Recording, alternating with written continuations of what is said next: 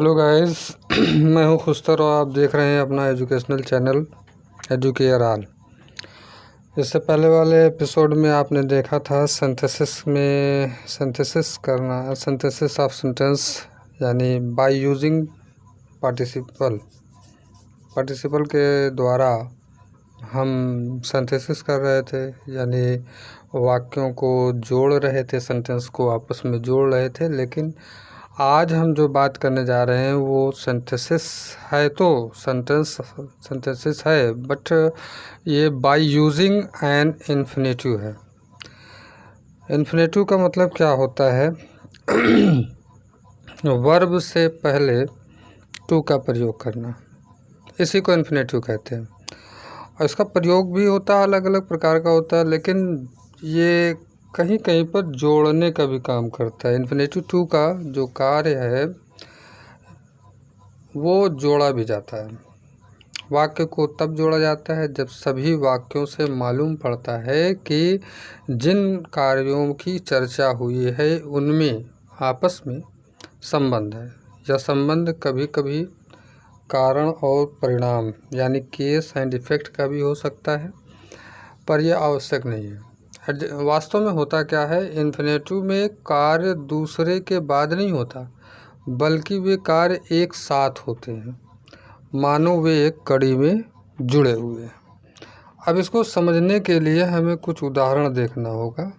जैसे एक उदाहरण मैं लिखता हूँ यहाँ पर, मैंने एक कुत्ता रखा। आई keep a dog.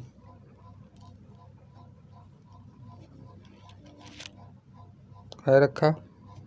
It guard my house. ये मेरे घर की रखवाली करता है। अब इसको अगर हम बनाते हैं यानी सिंथेसिस करते हैं, इसका कंपाउंड सेंटेंस बनाते हैं, तो इसे हम लिखेंगे simply I keep a dog to guard my house.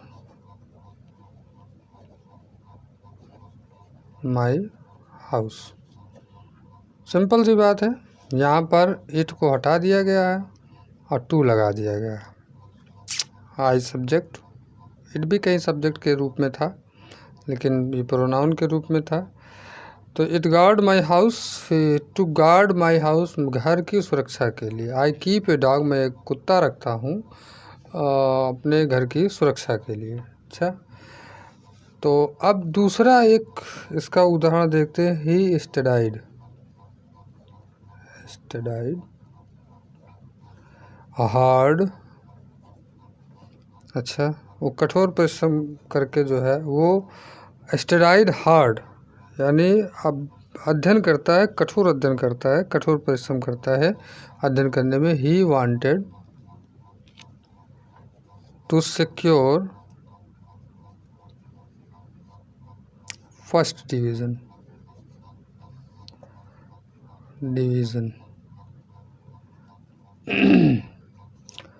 तो अब यहाँ पर दो सेंटेंस हैं, ही स्टडीड हार्ड यहाँ तक।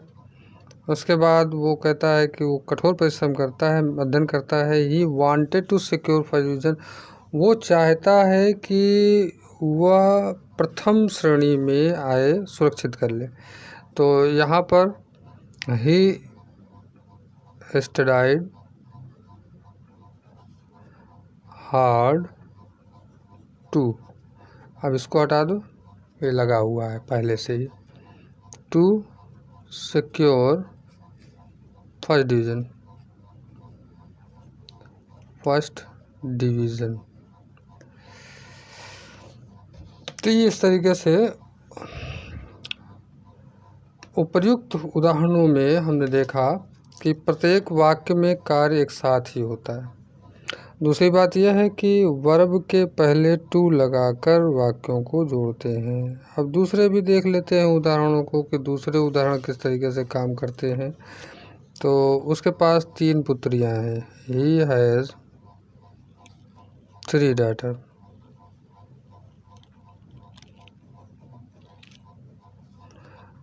अच्छा, ही हैज़ 3 डॉटर्स और he must get them married।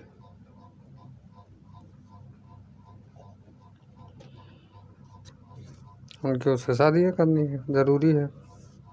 तो अब यहाँ ये एक पूरा सेंटेंस बनेगा, he has 3 daughter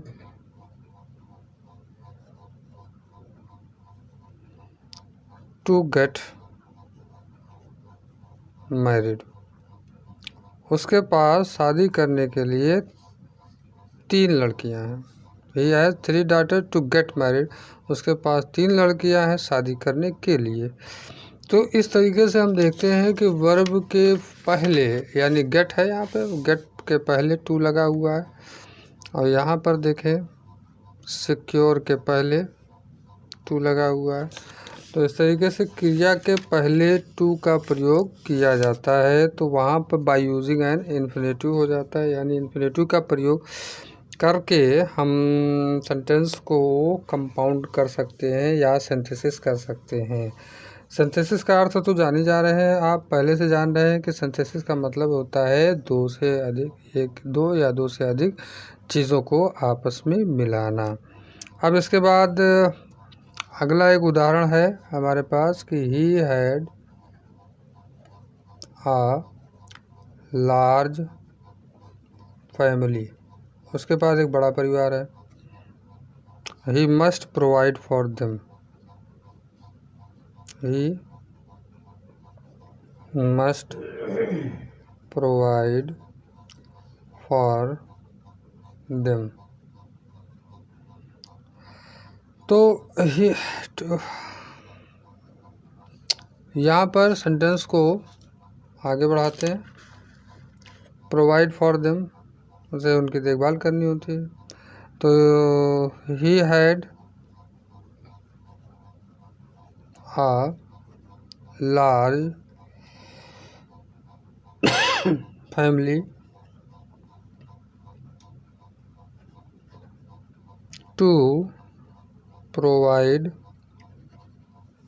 for them के लिए नहीं, फॉर के लिए केवल। He had a large family to provide for, बस हो गया ये सेंटेंस। तो यहाँ पे प्रोवाइड से पहले टू लगा है, फॉर लगा, फैमिली तो यहाँ लगा ही है, देम बाद में, देम पहले से लगा हुआ था, तो देम का मतलब वहाँ पे उनके लिए है, तो उनके को मतलब ये फैमिली ही है, तो इससे ये जुड़ा हुआ है, इसलिए देम को हटा दिया जाता है, फॉर के लिए, फॉर से ही काम चल जाएगा। ही हैड ए लार्ज फैमिली, उसके पास एक बड़ा परिवार है उनका ख्याल रखने के लिए। अच्छा, ख्याल रखने के लिए कह रहा था पहले, he must provide for them. अच्छा, तो उसके बाद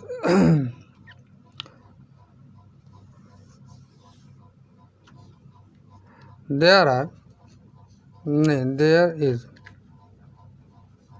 there is only one way, by that you may succeed, you may succeed. Okay, तो यहाँ पर सिंपली हमको करना क्या है, there is only one way to succeed, simple सी बात। यहाँ पर और बात चीज़ें छोड़ देंगे, में यहाँ तक हट गया। There is only one way by that you may succeed, there is only one way to succeed, और बीच वाली चीज़ें हटा दी गई हैं क्योंकि वो बेवजह की थी।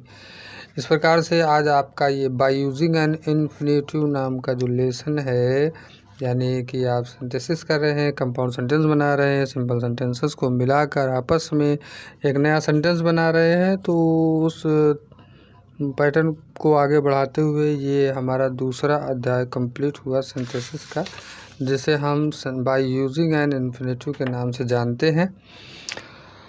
और अगला सेंटेंस जो होगा वो आपका होगा by using the nominative absolute construction. तो उसके लिए आपने अगर अभी तक हमारा चैनल सब्सक्राइब नहीं किया है तो चैनल को सब्सक्राइब कर लें और बेल आइकन को दबा लें ताकि अगला नोटिफिकेशन आपको मिलता रहे। लाइक करें, शेयर करें, अपने फ्रेंड्स में एंजॉय करें। Thank you.